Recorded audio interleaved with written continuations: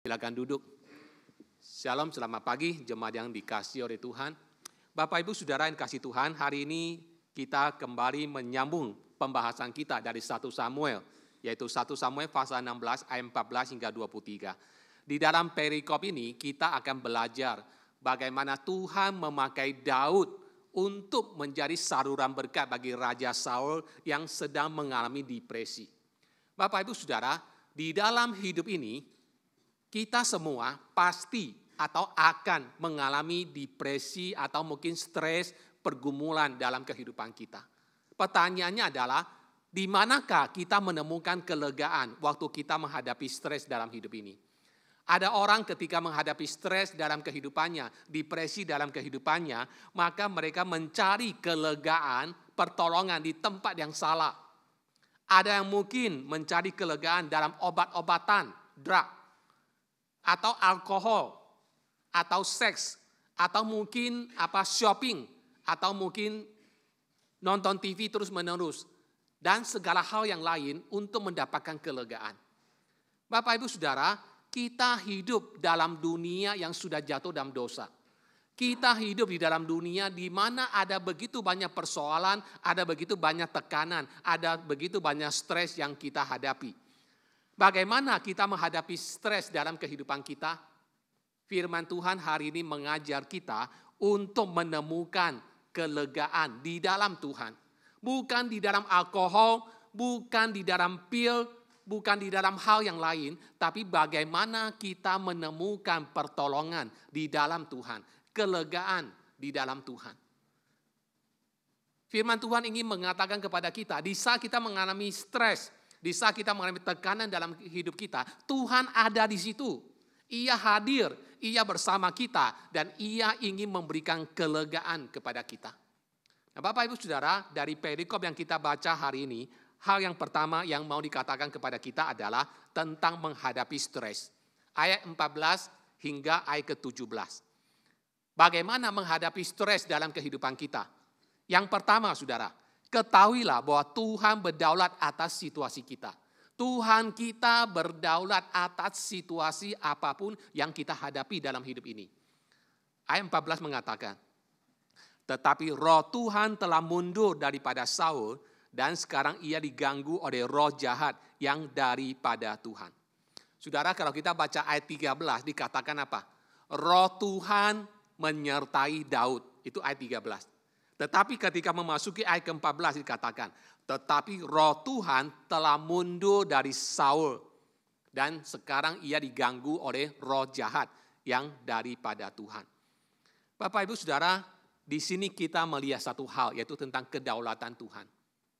Tuhan yang bekerja, Tuhan yang melakukan intervensi dalam kehidupan setiap kita.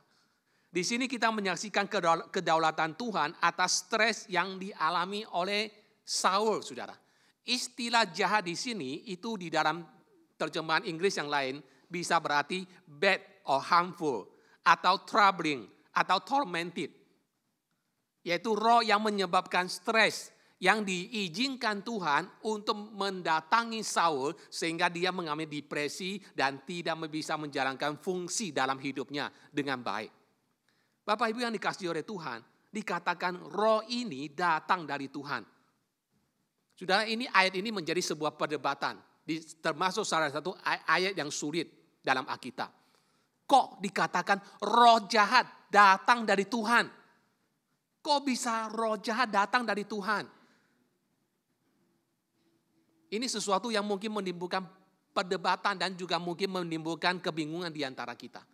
Bapak Ibu Saudara, manusia itu adalah makhluk jasmani, yaitu kita punya tubuh. Tetapi pada saat yang sama, manusia juga ada makhluk rohani. Ketika bicara tentang makhluk rohani, bicara tentang roh, spirit, Saudara. Spirit dalam diri manusia tidak pernah bisa netral. Roh dalam diri kita tidak pernah bisa netral. Jikalau kita tidak bersama dengan Tuhan, kalau Tuhan tidak bersama dengan kita, maka setan yang bersama dengan kita, atau roh jahat yang bersama dengan kita. Itu kondisi kehidupan spiritual manusia.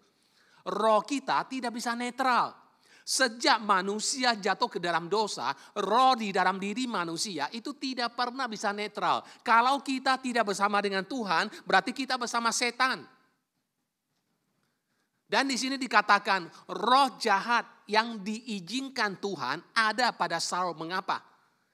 Karena ketika Saul mulai melayani sebagai raja, Alkitab berkata, roh Tuhan menyertai Saul. Bahkan Saul bisa bernubuat seperti nabi-nabi pada waktu itu. Luar biasa, roh Tuhan menyertai dia. Tetapi sejak Saul berulang kali menyatakan ketidaktaatannya kepada Tuhan, pemberontakannya kepada Tuhan, berulang kali Tuhan memberikan dia kesempatan untuk memperbaiki dirinya. Tapi karena dia tidak mau, dia terus mengeraskan hatinya, dia tidak bertobat. Maka roh Tuhan mulai meninggalkannya. Dan di saat roh Tuhan meninggalkan Saul, maka roh jahatlah yang masuk dan merasuki dan membuat stres kehidupan Saul. Saudara, itu sebuah kebenaran yang harus kita ingat. Jangan lupa, kehidupan spiritual kita itu tidak bisa netral. Jikalau iman kita tidak bertumbuh dalam Tuhan, berarti iman kita akan mundur. Jikalau roh Tuhan tidak bersama dengan kita, maka roh setan yang akan bersama dengan kita. Karena roh manusia tidak bisa netral. Kalau kita tidak berada di pihak Tuhan, maka kita berada di pihak setan. Dan itu yang terjadi, saudara. Dikatakan roh ini datang dari Tuhan. Berarti ini adalah bagian dari rencana Tuhan. Tuhan tidak menciptakan kejahatan.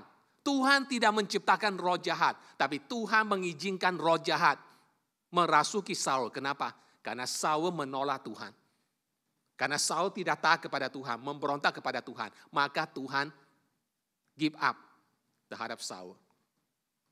Bapak, Ibu, Saudara, Tuhan izinkan itu terjadi. Kenapa? Karena Tuhan berdaulat. Tuhan berdaulat terhadap kuasa setan, terhadap kuasa kejahatan, terhadap roh jahat. Dan ini ada bagian dari penghukuman Tuhan kepada Saul karena ketidaktaatannya. Jadi hal yang pertama, saudara, yang kita lihat di sini adalah Tuhan berdaulat.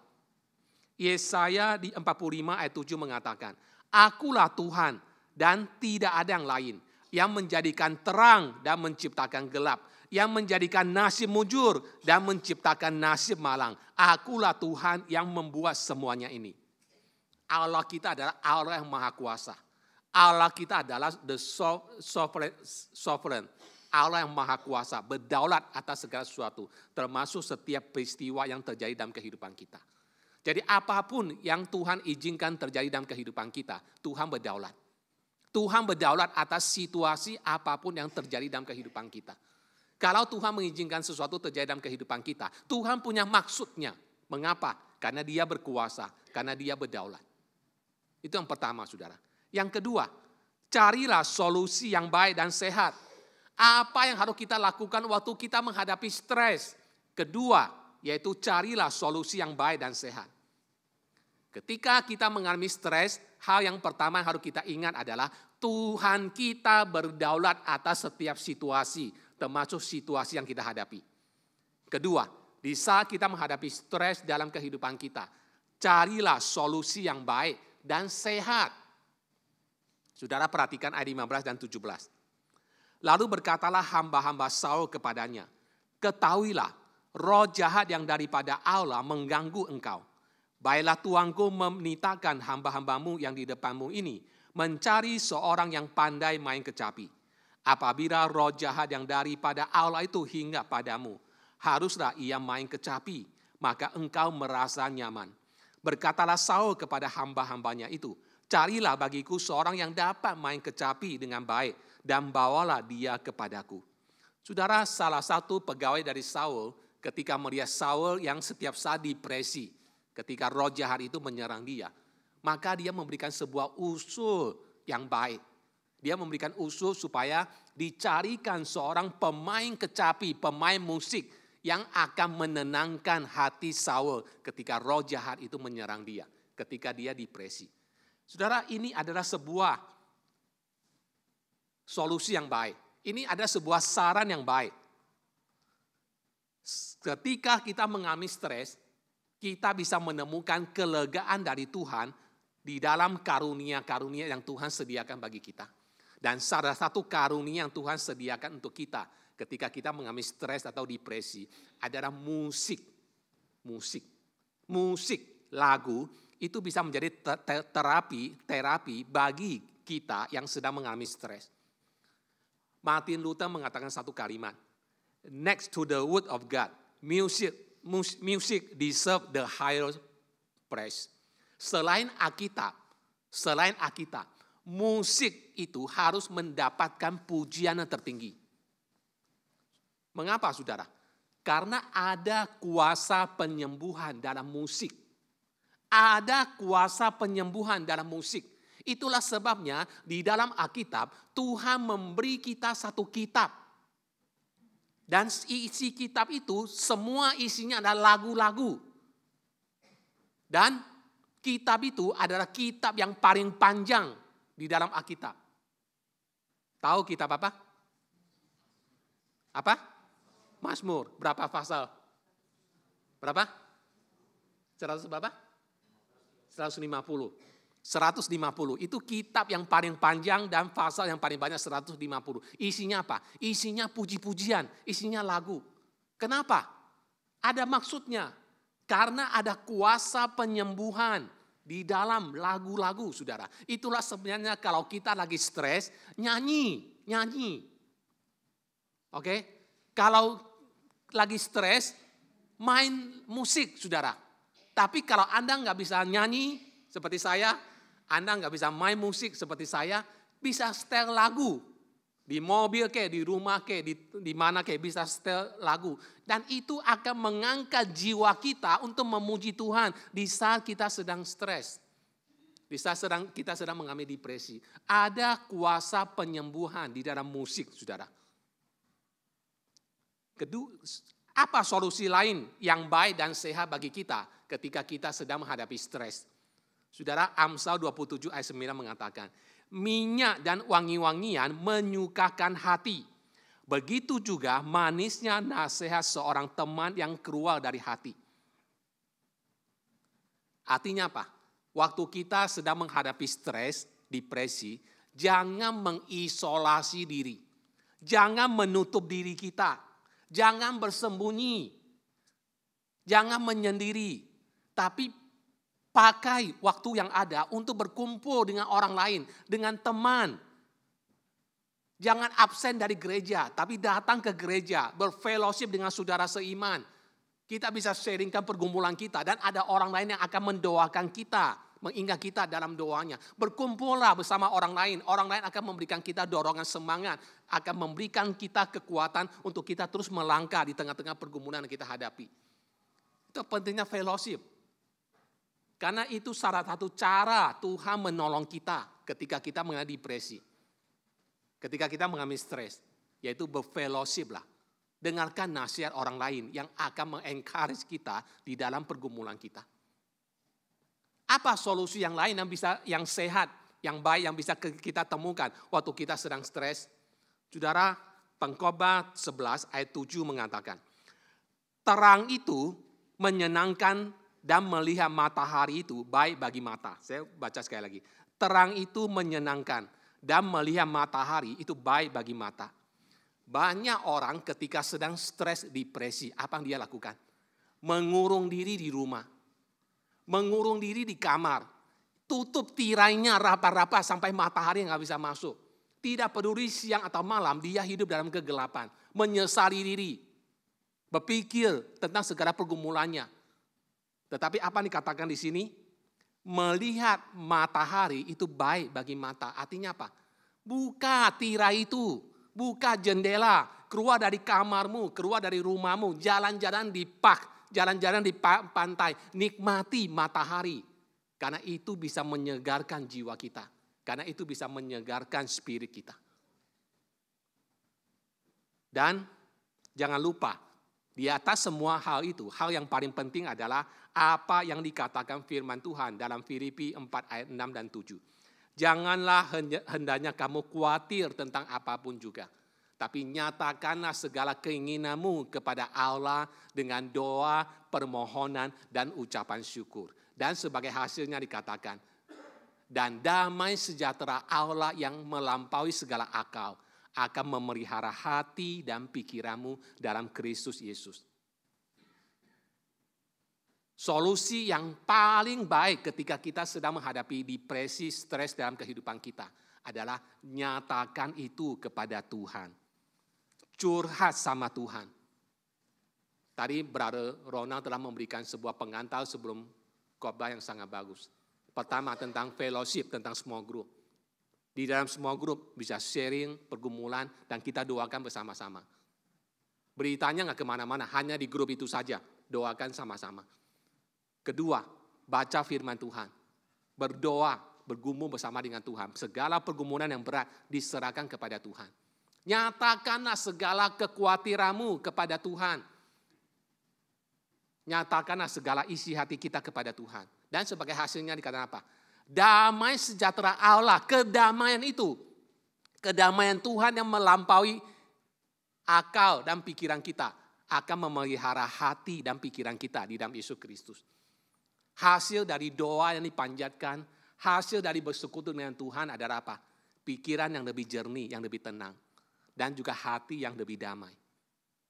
Itu solusi yang baik ketika kita menghadapi stres, depresi di dalam kehidupan kita. Sekarang kita melihat kedua. Persiapan untuk pelayanan bagi Daud. Ayat 18 hingga 20 saya bacakan. Lalu jawab salah seorang hamba itu. Katanya, sesungguhnya aku telah melihat salah seorang anak laki-laki Isai, orang Bethlehem itu, yang pandai main kecapi. Ia seorang pahlawan yang gagah perkasa, seorang prajurit yang pandai bicara, elok perawakannya, dan Tuhan menyertai dia. Saudara, salah satu hamba memperkenalkan Daud kepada Saul. Saul jatuh hati dengan Daud, saudara. Dan dia ingin supaya Daud segera melayani. Maka kirim pesan kepada orang tuanya supaya Daud segera datang dan diberikan kesempatan melayani Saul di istana. Apa prinsip yang kita pelajari di sini? Prinsip pertama, kembangkan bakat atau skill kita untuk kemuliaan Tuhan. Ayat 18a mengatakan, sesungguhnya aku telah melihat salah seorang anak laki-laki Isai, orang Bethlehem itu, yang pandai main kecapi. Daud mahir bermain kecapi. Daud diberi karunia musik oleh Tuhan. Tetapi sekalipun Daud diberikan karunia musik oleh Tuhan, kalau Daud tidak mengembangkannya, maka itu tetap tidak menjadi berkat. Saudara, kalau Tuhan memberikan kita karunia itu harus dikembangkan, diberdayakan. Apapun karunia yang Tuhan percayakan kepada kita, berdayakan, pakai untuk kemuliaan Tuhan. Dan Daud memakai karunia bermain kecapi dengan baik di dalam hidupnya. Kedua, saudara, pelihara reputasi yang baik dengan Tuhan dan dengan sesama. Ayat 18b. Ia seorang pahlawan yang gagah perkasa, seorang prajurit yang pandai bicara, elok perawakannya, dan Tuhan menyertai dia. Saudara, Daud memiliki reputasi yang baik di hadapan Tuhan dan di hadapan orang banyak. Orang banyak mengenal Daud sebagai seorang yang gagah berani, seorang pahlawan. Seorang yang dapat berbicara dengan baik, seorang yang berperawakan bagus, dan seorang yang disertai oleh Tuhan. Amsal 3 ayat 3 dan 4 mengatakan, janganlah kiranya kasih dan setia meninggalkan engkau. Kalungkanlah itu pada lehermu. Tuliskanlah itu pada loh hatimu. Maka engkau akan mendapat kasih dan penghargaan dalam pandangan Allah serta manusia. Amsal 22 ayat 1. Nama baik lebih berharga daripada kekayaan besar. Dikasihi orang lebih baik daripada perak dan emas. Daud menjaga reputasinya di hadapan orang lain dan juga di hadapan Tuhan. Warren Buffett mengatakan satu kalimat. It takes 20 years to build a reputation and 5 minutes to ruin it. If you think about that, you will do things differently. Dibutuhkan waktu 20 tahun untuk membangun reputasi nama baik kita. Tapi dibutuhkan waktu 5 menit untuk menghancurkan reputasi kita. Kalau kita memahami hal ini, kita akan melakukan menjalani hidup dengan cara yang berbeda. Membangun reputasi itu dibutuhkan waktu seumur hidup. Kita membutuhkan waktu seumur hidup kita untuk membangun reputasi kita, nama baik kita. Tapi hanya dibutuhkan 5 menit untuk menghancurkan nama baik kita. Daud menjaga reputasinya di hadapan Tuhan dan menjaga reputasinya di hadapan sesama. Yang ketiga, bersiaplah untuk kesempatan melayani. Ayat 19 hingga 20. Kemudian Saul mengirim suruhan kepada Isai dengan pesan, suruhlah kepadaku anakmu Daud yang ada pada kambing domba itu. Lalu Isai mengambil seekor keledai yang dimuati roti, sekirbat anggur, dan seekor anak kambing. Maka dikirimkannya lah itu kepada Saul dengan perantaraan Daud anaknya. Saudara, peristiwa ini terjadi setelah peristiwa Daud diurapi menjadi raja oleh Samuel. Setelah Daud diurapi menjadi raja oleh Samuel, apa yang dilakukan Daud? Dikatakan dia pulang ke kampungnya di Bethlehem.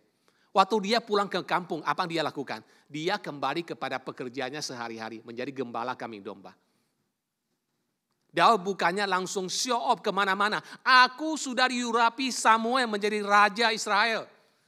Dari antara 7-8 saudaraku, aku yang paling bungsu. Hanya aku yang dipilih Tuhan menjadi raja bagi bangsa Israel berikutnya. Tidak, saudara.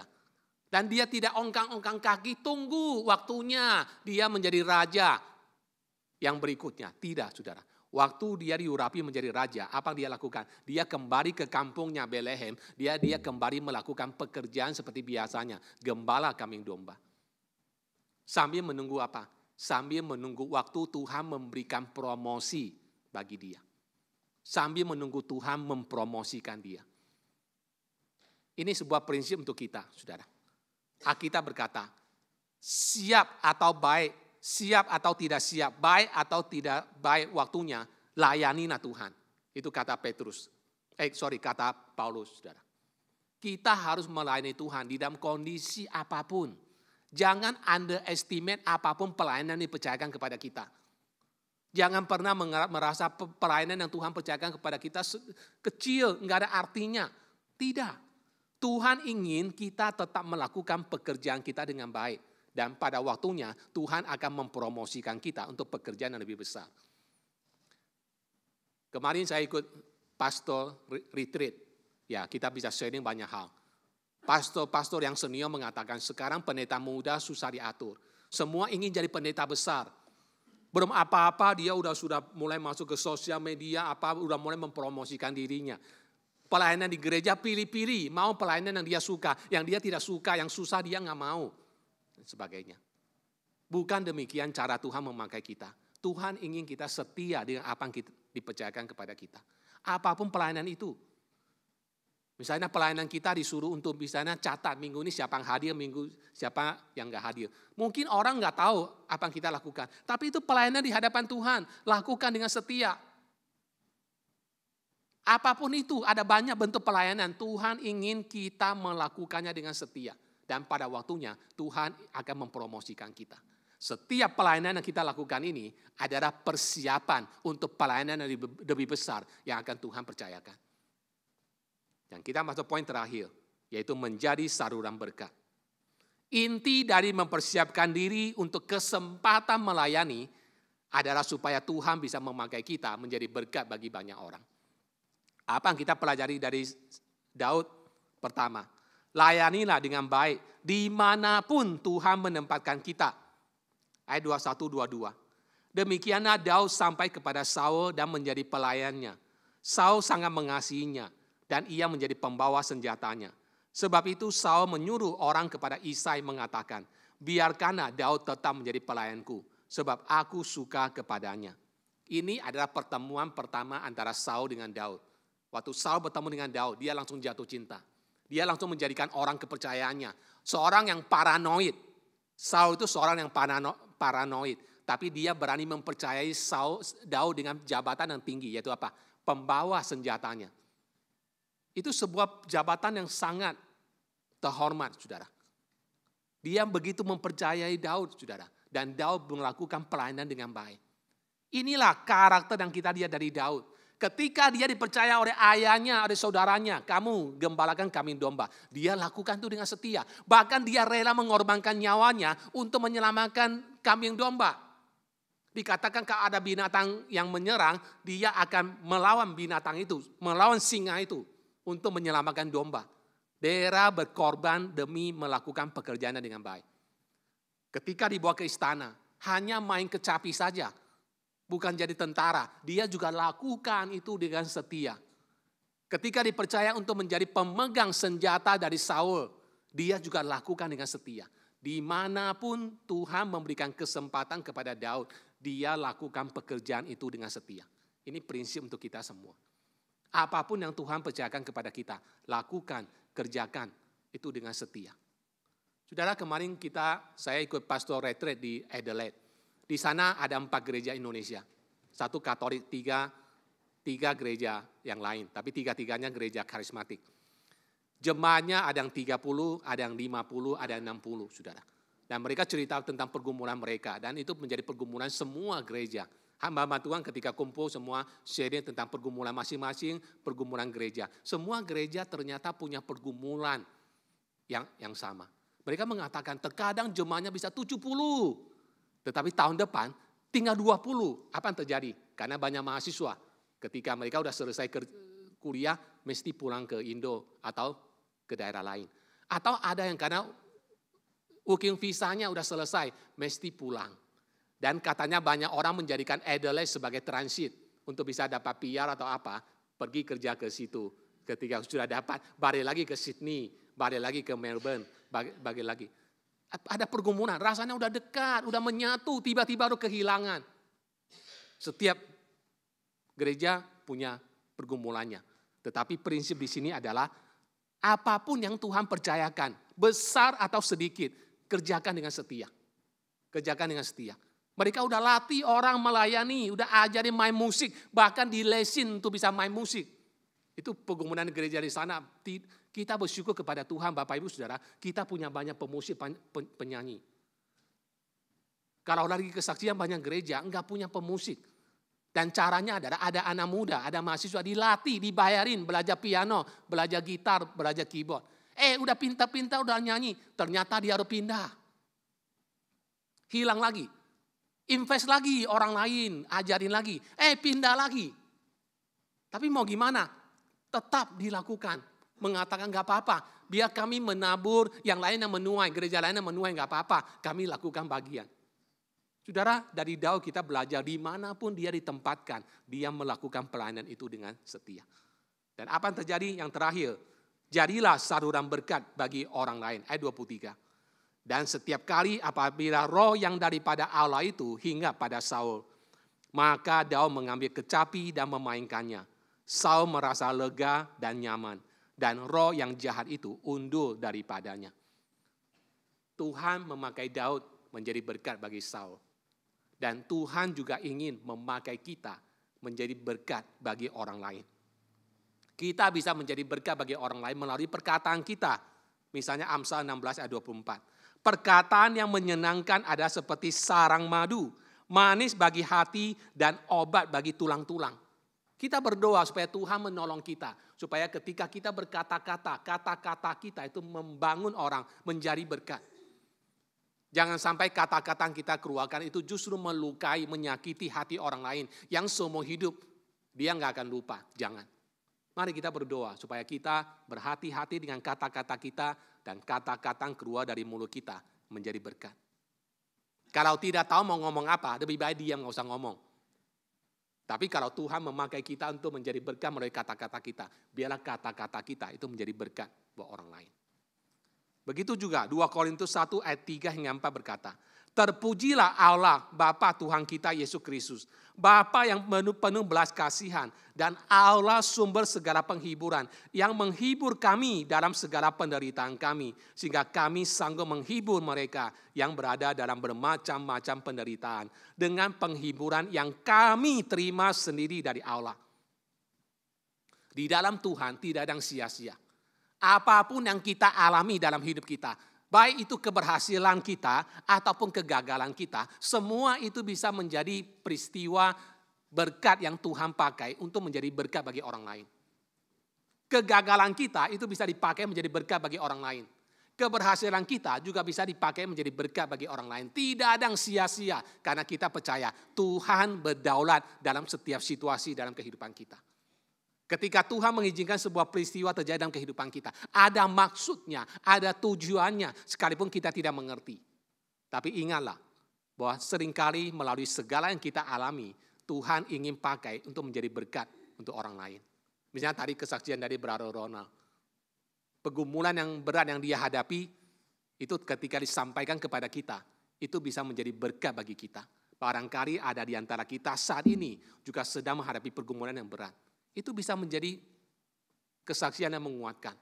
Atau juga mungkin nanti hari ini kita belum mengalami. Mungkin besok-besok kita mengalami pergumulan yang berat. Mungkin kita teringat dengan kesaksian Brother Ronald.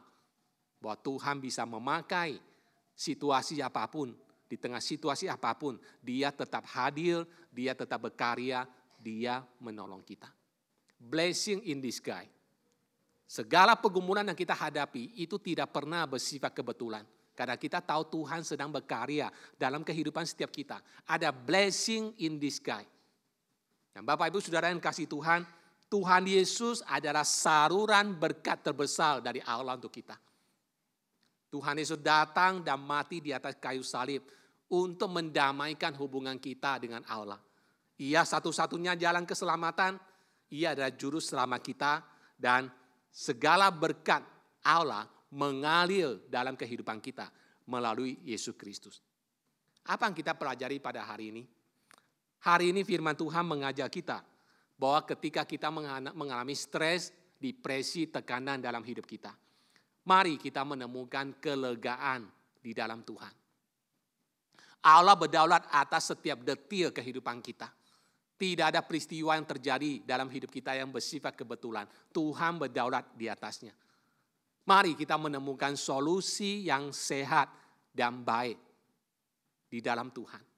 Dan mari kita memakai seluruh kehidupan kita.